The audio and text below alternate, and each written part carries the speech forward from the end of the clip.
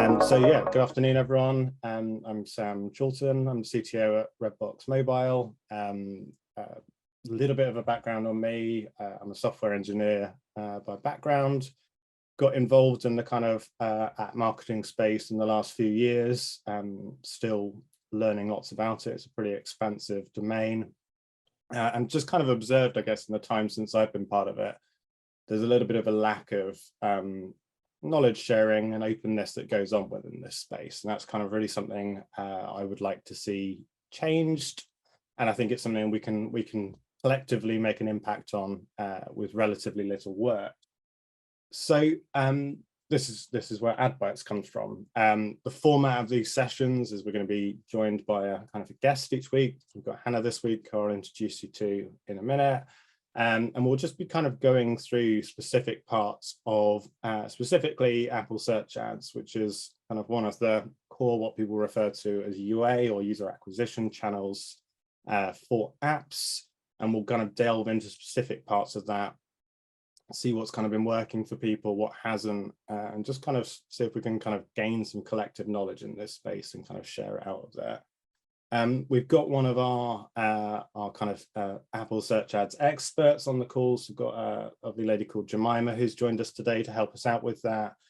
She's one of our team at Redbox Mobile, and she's really here to just help answer any questions that you might have. You'll see we've got kind of a QA function that anyone can make use of, but feel free to dump your questions in there. We'll do our best to kind of pick up on those. But if you think of questions after the session that we haven't managed to cover, or perhaps we just didn't manage to answer your question, please feel free to reach out to any of us individually afterwards. We'll be sharing kind of links to our LinkedIn profiles and stuff throughout the session, so you can kind of pick those things up directly through that. And last but not least, all of the sessions will be shared via YouTube, either later today or first thing tomorrow. And obviously, please feel free to circulate that as widely as you can.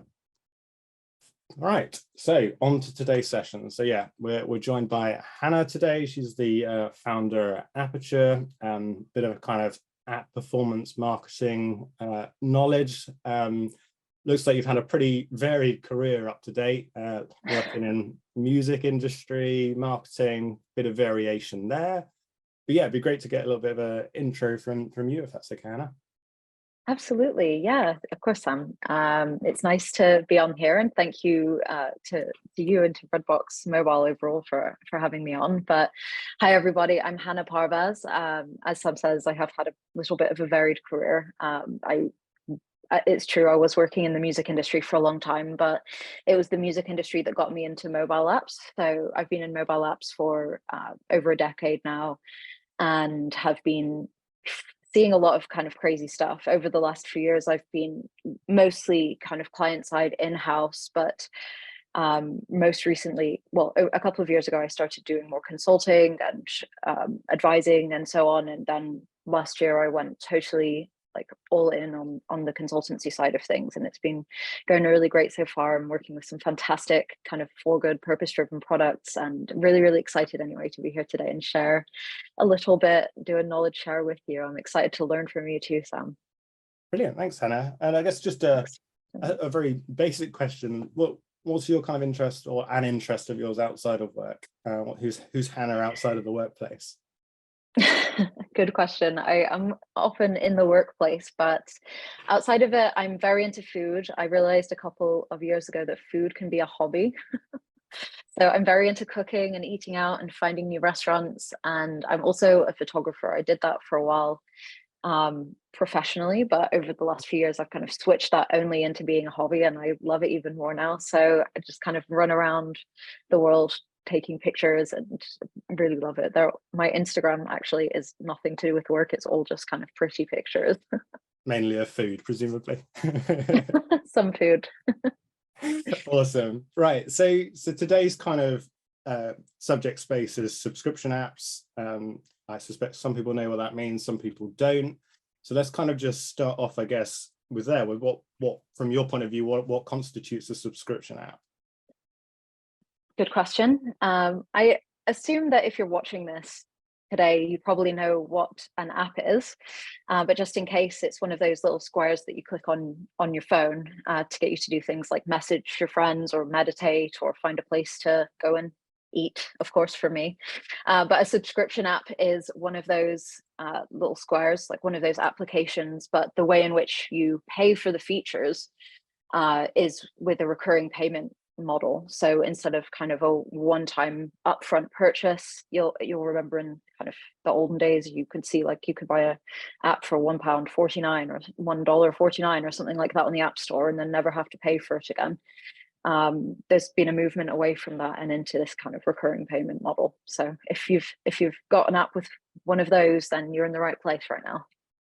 So I mean, I think we've probably all seen this kind of massive emergence of subscriptions, whether it's apps, movie subscriptions, music subscriptions, whatever it is.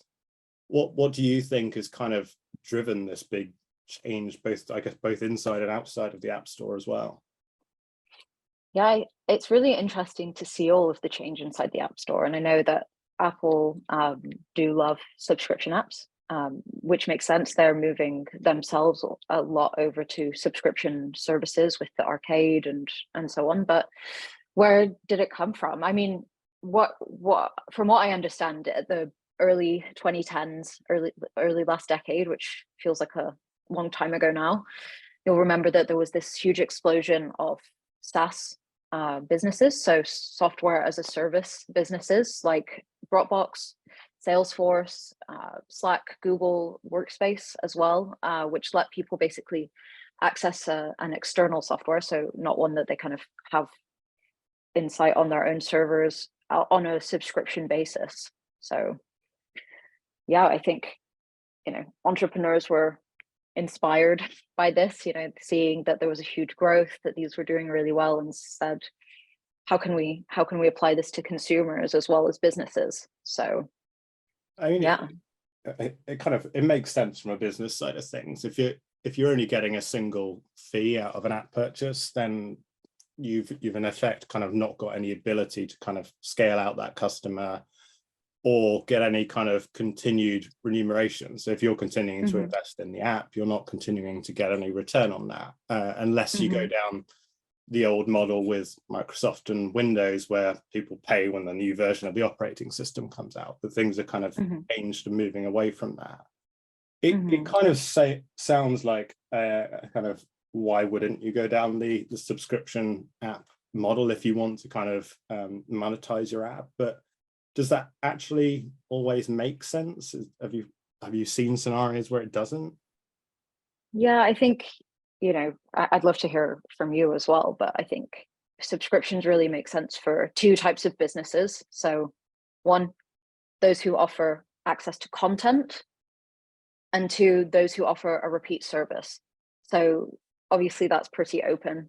What is content? Anything can be content nowadays, but there are a lot of services that subscription models can be very helpful for, but some apps don't monetize their user base, so that's something to bear in mind. There are lots of apps that are out there that don't monetize. They monetize in a different way, perhaps through B2B, like What3Words, for example. They have no fee to their user base. It's all monetized through partnerships. So in instances like that, obviously subscriptions wouldn't make sense for the consumer. But can you think of anything that comes to mind that it wouldn't work for? I think it becomes quite tricky when it's quite a consumable product. So if you're buying something, then obviously there isn't a subscription service.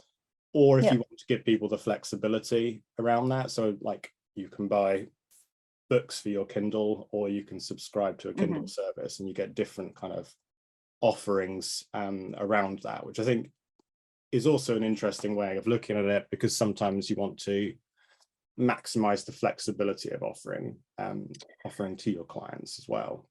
Yeah. And I think obviously it can take the pressure off, as well as an app owner. If you're providing a subscription, people want to see that they're getting continued value for money. And that becomes a whole different challenge of how do you retain that subscription user base versus is it the right kind of business model in the first place? Yeah, I mean, definitely with a subscription, you'll see that developers have usually like a 1-week release cycle. They're constantly adding new features, constantly updating, constantly having to optimize, constantly having to, I say optimize, but optimize the onboarding flow, optimize your payment walls and so on. And it is a lot of work to keep everything fresh and to keep everything working. So yeah, you know, if it's interesting because I mentioned earlier to you, but I remember a few, maybe 5 years ago or 6 years ago or something like that, I downloaded 1 second a day. And I remember originally paying for that, like it was like 149 or 349 or something. And I deliberated about that, like, is it worth this? Because I wasn't really into paying. At like 6-7 years ago, I was working mostly in free apps. And so I'd been like, oh, shall I pay for this? And now, you know, when you look at that app, it's completely free to download and it's got a subscription within it. Yeah. So that's interesting to see the movement away from kind of that upfront payment to the recurring payment model for things that you thought perhaps wouldn't be a subscription product. People are finding it in lots of ways. Yeah, it's amazing to see how people have tried to create subscriptions of everything already. But I guess kind of moving on the conversation side, how do you think the role of kind of digital advertising, I guess, has changed in the context of kind of subscription apps? Do you think the way we use advertising to sell products like this has changed or needs to be something different? Where do you kind of see on that? I think the role of digital advertising is always, it's always changing, but it's always evolving as well. So over the last decade, you know, we've had so many new opportunities with digital advertising. I remember like 10 years ago when like the kind of time we're talking about, did Facebook even own Instagram 10 years ago? Like barely. No, not even, like 2015, maybe 2014. And so then the ads came out for that platform later. Like you couldn't even optimize post install for any channels then. So the role has definitely kind of been changing and evolving, and it's been amazing to see that change and that growth, and to also have more channels. So it's great to think about how these channels can be used holistically too. So like, how can you generate brand awareness? Then how can you acquire? How can you, after someone has installed, keep bringing people back in, and so on. So yeah, I think, you know, it's always changing, but it's always improving as well.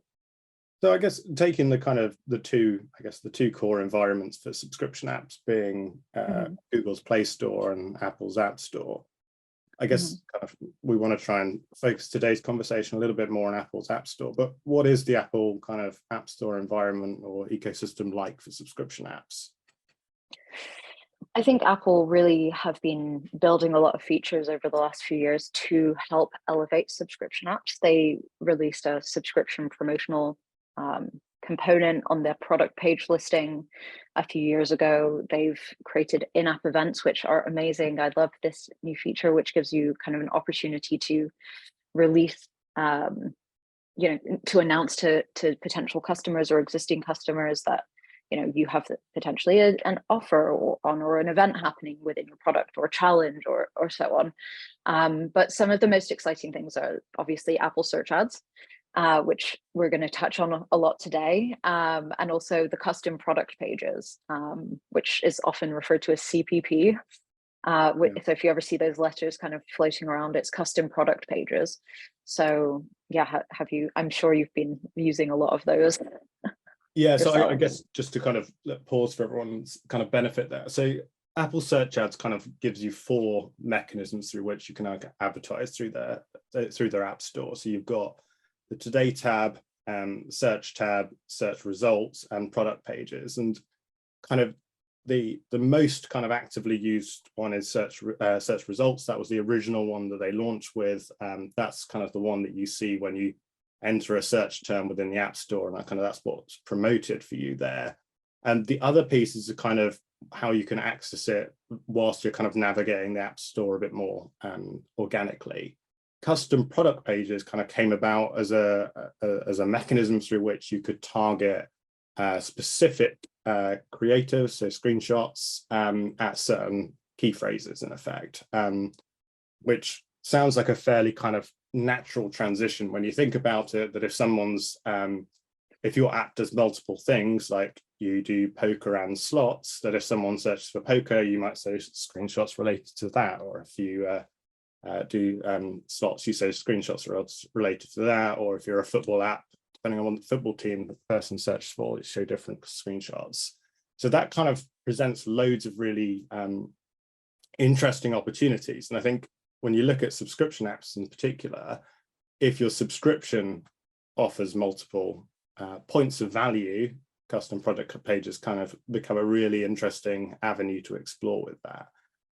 Have you, I don't know if you want to start off, Hannah, with kind of, I don't know if you've got some success stories or something you want to kind of talk about within the Apple space?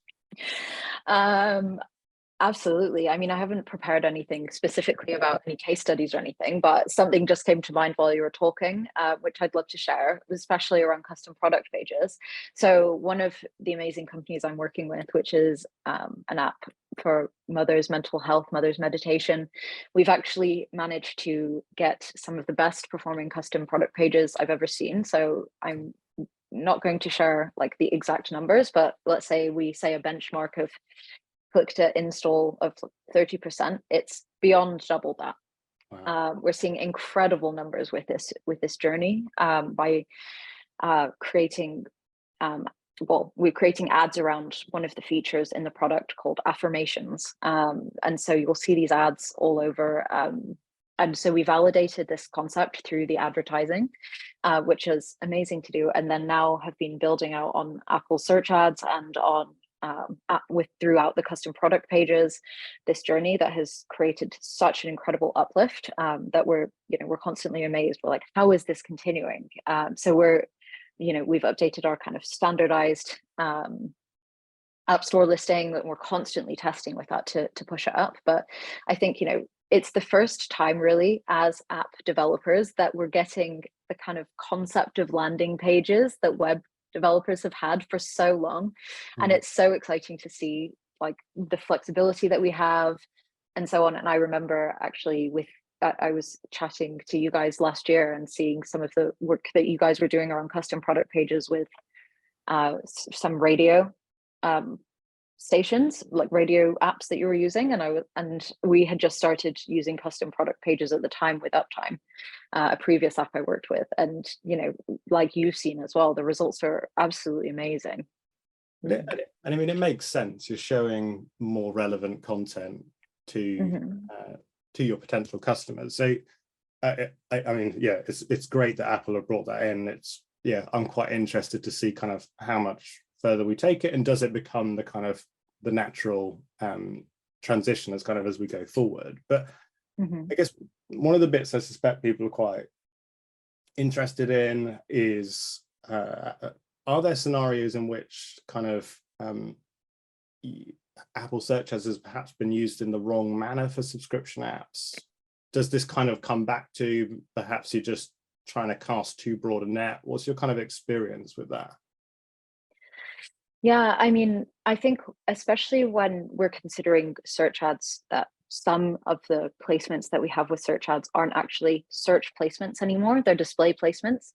We have to think about how these are being delivered, and with some of the display placements, there isn't the kind of targeting options yet that will be available in the future, because these are such new placements. So it can be possible that some of the people that are seeing them might not be relevant, and so on. So the search functionality itself has been around, and the search advertising placement has been around for a long time. So actually 50% of searches, I think, end in a download, which is a crazy stat. So we know that the people who are searching have very high intent, but we don't yet know that the people who are browsing on the Today tab have a super high intent, and so on, for this specific app in this specific vertical. So it can be really good to use these for priming and for thinking about brand awareness. But like if we're trying to optimize them based on anything post install, it can be a little bit harder when we don't have keywords to optimize them on, creatives to optimize them on as much, and so on.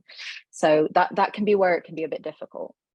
And I mean, I think if you're trying to establish a new concept, Apple Search Ads is a difficult ecosystem to do that in, because unless there is the search traffic there, you haven't necessarily got a natural way to drive consumers there.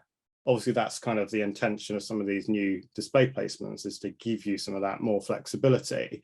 But if anything, then it becomes even more important to make sure that the screenshots and the design elements that you've got going alongside it are clear, they are kind of visually engaging as well. And I think that, yeah, it'll be interesting again to see how that kind of develops and kind of evolves over the coming months. One of the bits that I think would be quite useful to give people a bit of a sense of is where does kind of Apple search ads and performance marketing, where do those kind of two pieces, I guess, fit together? Where does search ads and performance marketing fit together? Well, search ads is a key component of performance marketing, really, at this point, especially over the last couple of years. You know, there has been, which I'm sure everyone watching will know about, but 2 years ago, nearly May 2021, we lost some data points basically to be able to do such accurate targeting and to do such accurate reporting as we could before, but these changes didn't actually impact Apple search ads. So we're still able to get instant reporting back. We're still able to kind of optimize really quickly on specific keywords. We're able to pass back keyword data to our user base to see how people are responding to our product and what's happening, like when we're doing retention analysis and cohort analysis based on acquisition. We can see that a lot clearer with Apple search ads now than we can with other channels, especially when we're advertising with potentially smaller budgets, or if we're just beginning to advertise and so on. Like, it's super easy to get involved in Apple search ads now. Like, the entry level is really low and it's really accessible. So that's a big part of it. Go on. No, I was just going to say, I mean, I'm sure that most people on this call are using Apple Search Ads Advanced, but it is always worth mentioning there is 2 tiers of Apple Search Ads. You've got Basic and Advanced. Basic is very much more targeted at, you've got a completely new app, fairly small budget, just want to kind of generate some impressions before you perhaps look at the kind of the greater kind of customization opportunities you get with Apple Search Ads Advanced. But they really have kind of, I guess, made the product suitable to kind of work at whatever end of the spend spectrum you might be looking to enter at. I think one of the bits that would be quite useful, I guess, to chat on, I know you touched on it very briefly there, especially with subscription apps, the install to a point is irrelevant to you. There's obviously a degree of volume, good volume is a good thing, but obviously what you're trying to monetize on is what happens post-install. That's what we tend to collectively refer to as attribution, but would you mind just giving us a bit of a kind of explanation as to what that is? Attribution 101. Yeah. So attribution is basically understanding who is doing what and where they came from. So if you've been advertising on several different channels, let's say you've got ads on Apple search ads, on Meta, on TikTok and on Pinterest, and then you've got people coming in from organic channels like word of mouth as well. What we want to understand is, when we're spending this money, how is this money performing? Like, are these people converting into signups after they register? Are they taking out a trial? Are they purchasing? Are they actually using the product after they purchase? And, you know, if they are doing any of those things, like, did they acquire them through Apple search ads or Meta or TikTok or wherever did they come from? And it's really important for us to know that, because we could see that one channel is giving us really great cost per installs or really great registration costs, but whatever is happening beyond that is actually kind of what's most important when we're looking at our kind of lifetime value of customers and how, you know, and how they're kind of existing in the community that we've created. So yeah, attribution for you. And I mean, I guess that's one of the kind of the big value adds we see with Apple, is generally because that intent is so high that we tend to see much better conversion rates than perhaps with some of the other user acquisition channels. But I think now with this increased shift to subscription, that becomes much more important to make sure your measurements right on that. And for those that don't know, what you tend to use is an MMP, that's a mobile measurement partner. AppsFlyer, Adjust, Branch, Tenjin, Kachava. These are kind of some of the real big ones out there. And they basically just give you a way within your code of tracking what the user does after the point of install. And then you can't directly through Apple search ads, but through kind of partner applications, this means by which you can kind of collate and corroborate all that information and see what works.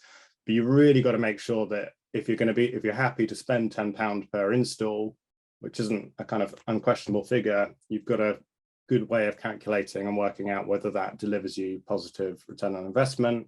And if it doesn't, whether you're happy to be kind of running not at a positive return on investment in the first instance. But I can't believe we're already at 28 minutes past 3. But I guess before I quickly jump onto the Q&A, what's your kind of personal thoughts about what the future of subscription apps looks like, Hannah? It's a really good question. And I was just at an event a couple of days ago that said that on a survey of like thousands of US app users, like 47%, I think, of people have said that they're facing subscription fatigue. So that's definitely something to bear in mind. You know, everyone now is trying to move towards a subscription model so that they can have this recurring payment and so on. But what's really important is that we continue to differentiate ourselves as subscription developers. Like it's harder than ever to kind of create a product that people will use and that will slot into their lives. And that's especially because there's so many products out there. So I think, you know, that's not going anywhere. I think, you know, subscription apps are getting bigger, like the subscription economy is getting bigger and bigger every year. And especially for 2023, that's going to stay. 2024, that's going to remain. But we'll have to see kind of what happens after that. We don't know. Everything's always changing every year, but some big things happening. Like obviously we've had Apple release SK Ad Network 4.0. So with that, there's a lot more kind of flexibility that we're getting back. We're able to pass back data much later. There's some of the kind of biggest and best brains in the industry from all of the biggest companies thinking about how best to use that data and feed all of that back in. So things are looking a little bit brighter than they were 2 years ago, definitely. And I think things are going to continue looking a bit more optimistic going forward. I think bearing in mind that we're going to see some more privacy removals with other platforms. Go ahead, I can see you're eager to say something. Yeah, no, I think it's really fair points there. I think it's kind of gone so fast, the subscription space at the moment. I think kind of the fatigue issue is definitely a concern. It feels like almost in some respects, certain things are going full circle. Because if you take Sky as a TV platform, the idea, in effect, originally you were just getting all of the TV channels bundled in, and everyone's kind of split out. But now progressively, you get it was a cheaper price or whatever if you buy Sky, and you get it all bundled back in. So it's kind of people haven't quite worked out what a sustainable consumer model is, because people aren't going to or probably won't have 10 different TV packages going on all the time, because it becomes kind of cost prohibitive. But yeah, I think, as you said, that kind of sense of getting really quick remuneration from your customers doesn't look practical longer term. So the ability to track that on a much broader outlook and look at kind of actually measuring things on a return on advertising spend rather than a kind of discrete kind of cost per click basis is going to become more and more important. But yeah, we could definitely chat about this for much longer, but I'm conscious I want to try and keep this as close to time as possible. So big thank you to Hannah for joining us. We've got another talk in 2 weeks' time from Sue Azari. So please kind of keep a watch on the mailing list. We'll publish all the details around how you can join that. And as I said, Sue Azari is amazing, by the way. So if you are watching this, definitely tune in. She is a genius. So you definitely have to hear what she's got to say. She's always got amazing things to share.